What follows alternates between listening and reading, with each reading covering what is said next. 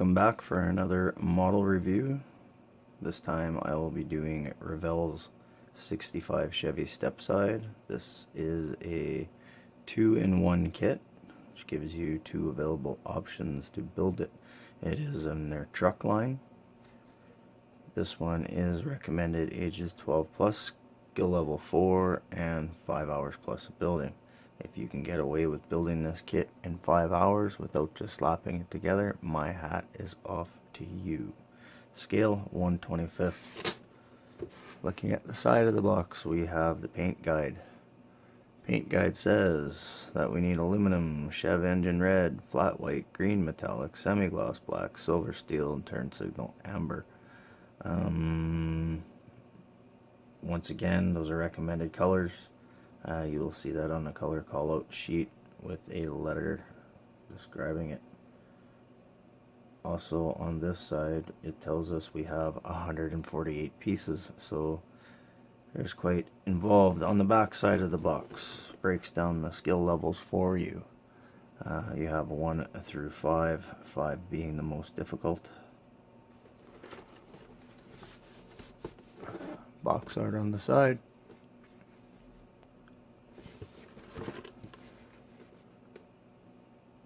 And on this side it does show the customization of the front wheels, etc. I do like the look of the open 5-spoke. It gives you a view of the rotor and the caliper, which is really nice. This also shows you that you can do up the box with the wood with metal slats, which is true to its time. Engine compartment looks good, simply detailed. Let's open up the box and see what's inside.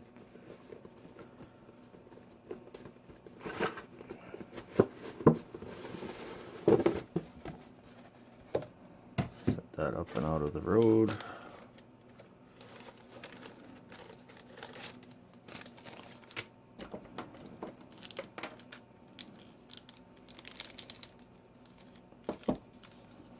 First thing on top of the box is the glass.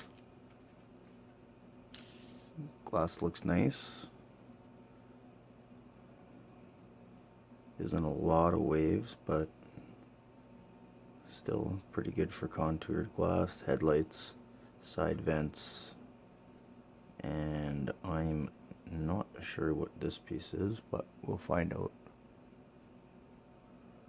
later on in the instructions. I like to put glass back in the bags until you're ready to use it. This will keep the scratching down and keep you from having to polish the windshield.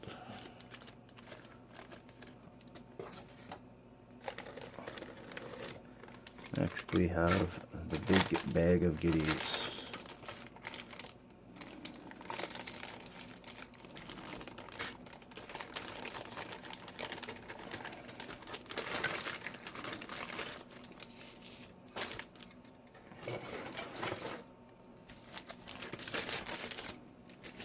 That out of our way, and let's start with the box itself. Nice Stepside. Got a little bit of flash on the rails, to be expected. There's a nice wood grain in the box, so when you do go to paint the wood grain, it's nicely there for you. And a nice steady hand will create the metal slats. Nice mold details even comes through the bottom. Bad part is we have quite a few ejector pin marks. Those once again can be sanded down if you do so wish to do that. Overall, looks pretty good. Moving on to the front body. In the box, don't know how, but seemed to get quite scratched up, so it's going to take some time to buff that out. Sharp corners. It's going to take a little time to sand and detail this. but they do have some lines molded in. When I say lines, I mean brake lines and electrical, so on.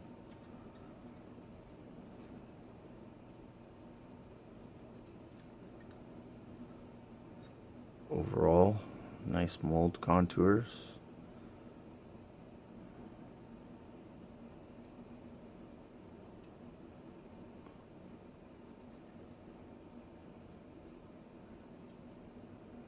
A little time sanding and buffing before primer will go a long way on this one. Next sprue, we have the interior cab bottom, and once again this is nicely done on Revell's part, where they actually textured the mold. At that time they did have a vinyl floor, I believe, so they do have a vinyl texture on the sides. We have the fan, drive shaft, exhaust system. Not too bad, no huge ejector pins on the round except for here. But that spot will be hidden because that's glued up into the chassis. Kind of curious about this might be roof gets glued on.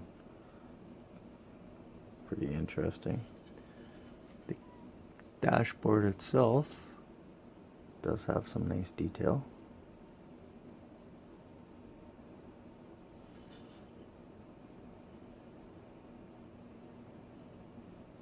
Overall, good looking. The shocks could have done with a little more better molding on that, I think. Short and stubby. Not a lot of detail. I'm gonna have to be careful with those sanding. Getting carried away will just be a little too easy on that. Next thing out, we do have the taillights, which is the only thing molded in red. Quite simple.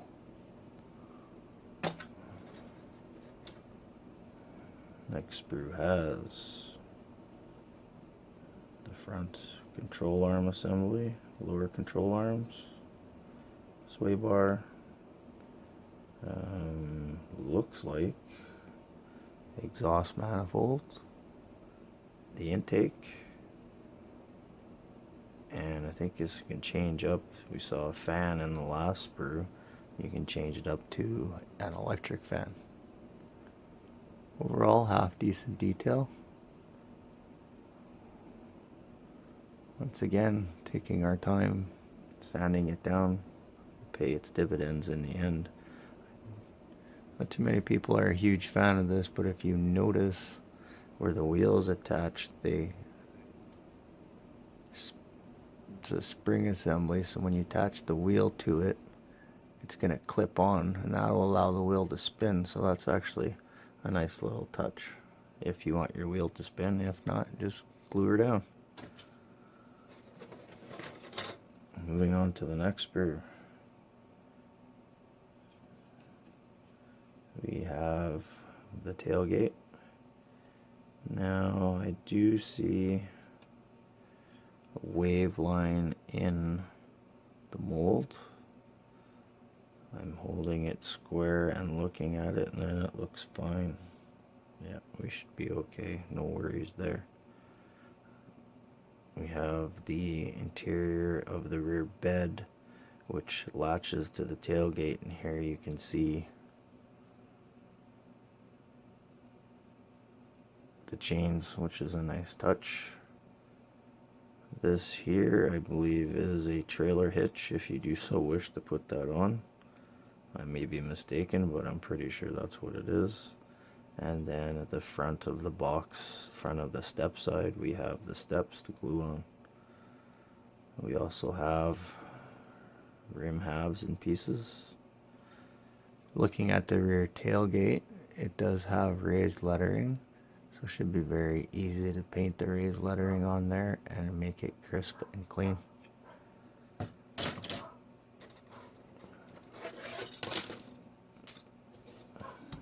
Sprue that came flying out at me is wheel halves.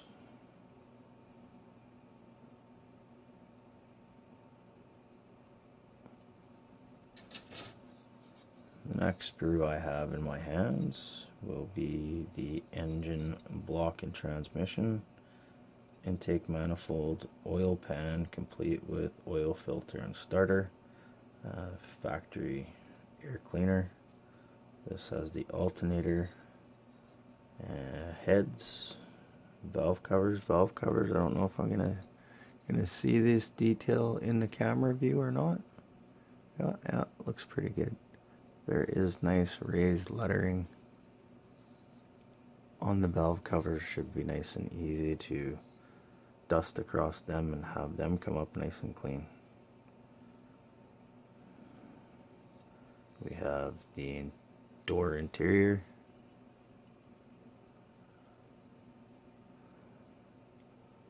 Once again, nice, clean, simple lines. And the bench seat, complete with the front firewall. And I believe this would be part of the front assembly to attach the headlights, etc. Next sprue, we come to the frame, the radiator, the fan shroud, upper and lower rad hoses, steering column, and a drag link, I believe. Frame itself, quite simple, nice and easy to paint up. Little bit of sanding, of course, and if you do decide to change colors on the frame, etc., to isolate the parts, should be easily done.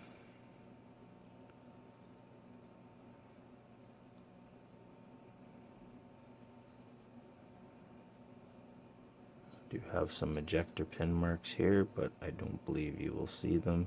But for the time it takes to sand them down, might as well do it. Moving on to the next sprue. This sprue has the hood, lower fascia assembly.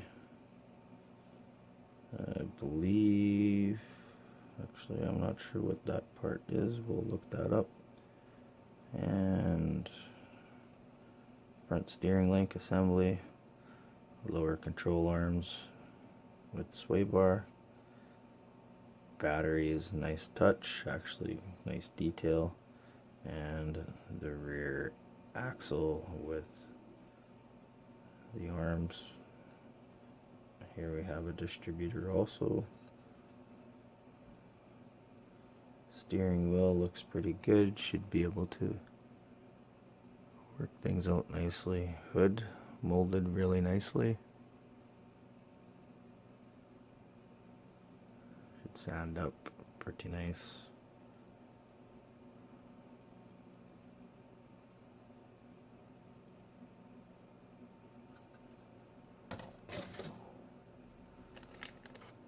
Here we have the aftermarket tires, which do have grip on them. Nice little detail. If we don't get carried away cutting off these little nubs here, we should be able to retain the grip all the way around on the tire, because we do have to be careful. We can hide this piece on the bottom of the wheel, but that would be the top of the wheel, so if we take our time with that, it should turn out nicely.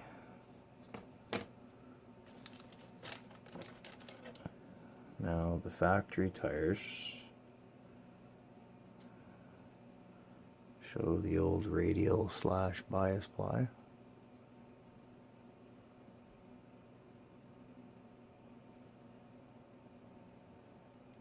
You do have 5 of these tires. And the reason there is 5 is that there is one that goes underneath the bed as a spare tire.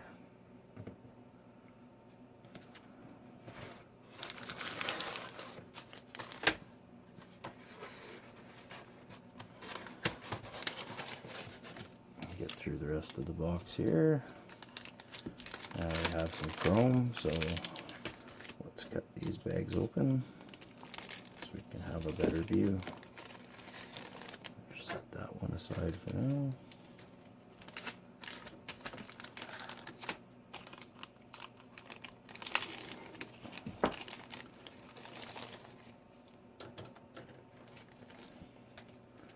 Alright, now that we've got them out of their bags, let's have a look. It's your typical Revell chrome. There is imperfections, but something you're just going to have to deal with if you want to retain the chrome.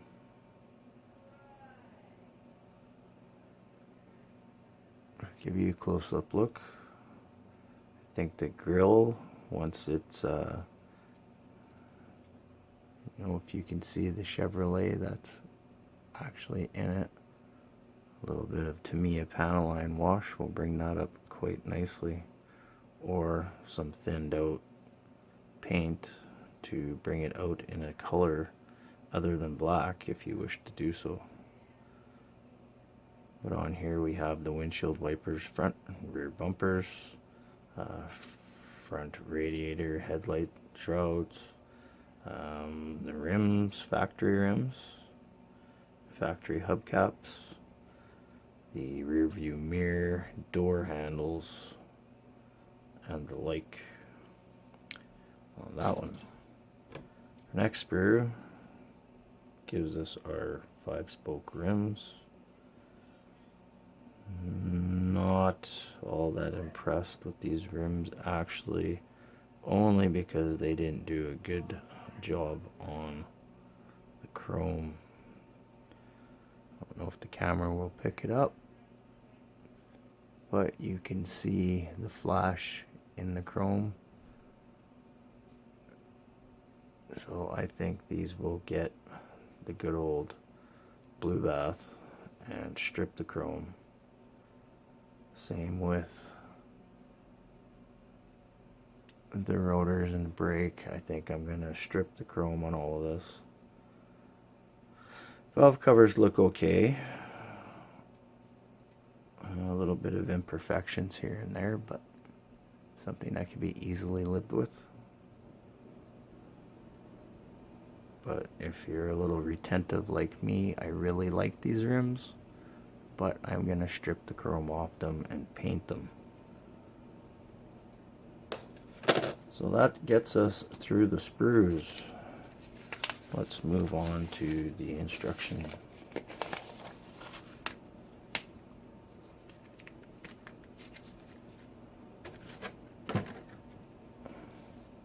Good instructions as usual by Revell.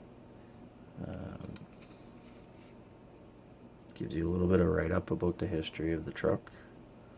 Read this before you begin. Test fit the parts. Marks with star indicate that they're chrome or plastic plated. Use only polystyrene plastic cement, which you have your choices.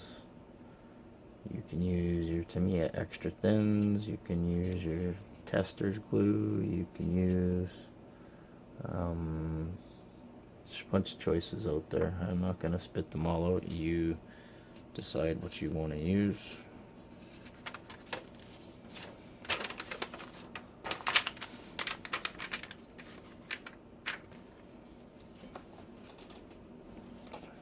We do have a set of decals with this kit.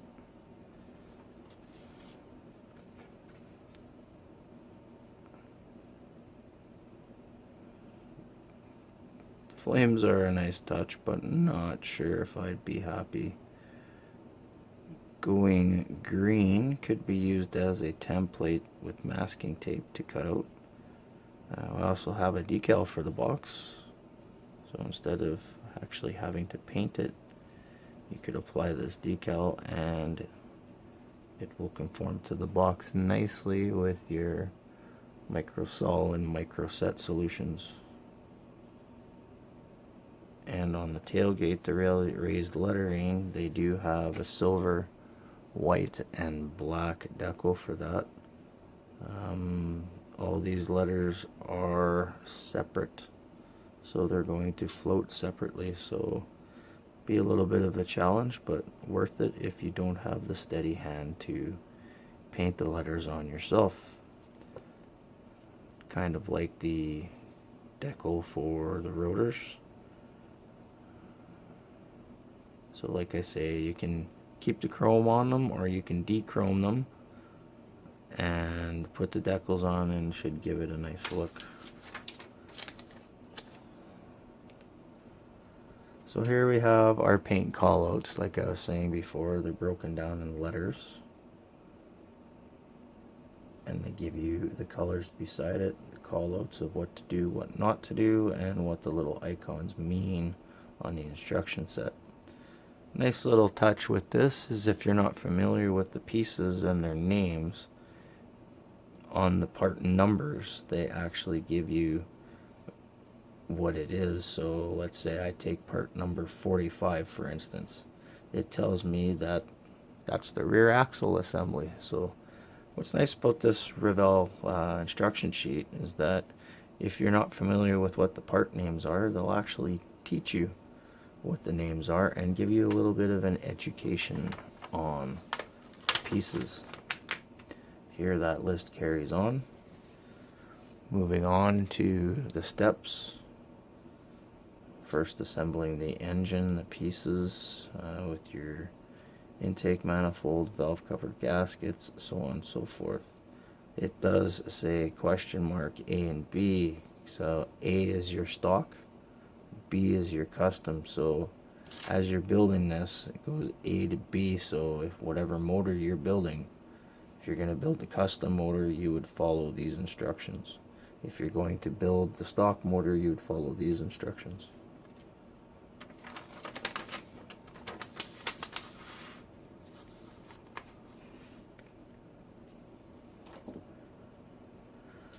As you can see, the instructions are detailed nicely, showing you the pieces and where they go with the dotted lines.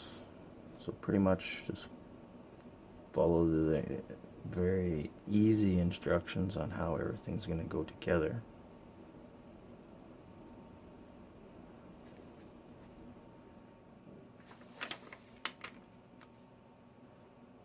Once again, you do have to watch the part numbers for the front control arm assembly. When you have these question marks, make sure you go back to saying, am I building this stock or am I building this custom?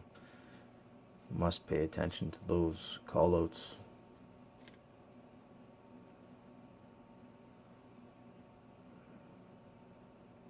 Now here you have the wheel assembly I was talking about earlier that you can attach to under the rear of the box.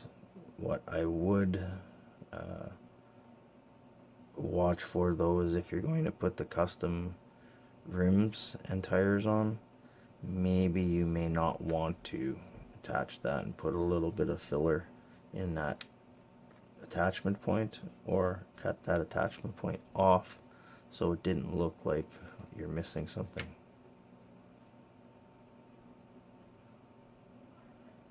So once again, we have the, are you doing the stock or are you doing the custom? Stock would be A, custom would be B, showing you how to put the tire assemblies together.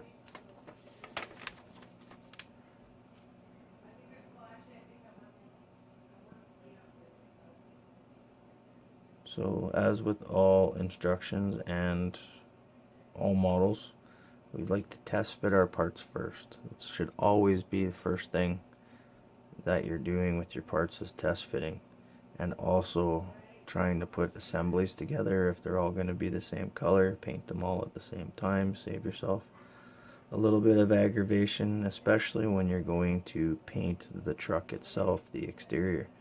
have all the pieces ready at the same time. That way can they all be painted at the same time.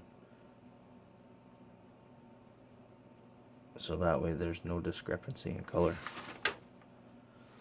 Lastly but not leastly, they show the truck with the original model and the custom model. Like I said before, if you're a flame fan, it is some nice flames, but you are limited to the green outline. So picking your colors wisely, or you can take the decals or decals, if you will, themselves and make yourself a template out of those, and you can paint those flames whatever color you wish to do so. Once again, thank you for watching my review. I hope you enjoyed it. Also, I will try to be posting reviews once a week or so, depending on my model stash and what I decide to look at. Obviously at this point you don't see any instruction videos on how to build models other than the one Ferrari snap tight model that I did for absolute beginners. If you stick with me in the future, you will find some how-to videos on how to build models, painting, tips, tricks, so on and so forth. Once again, thanks for your time. Like, subscribe, share, post your comments at the bottom, and I will get back to them. Thanks for watching. Have a great day.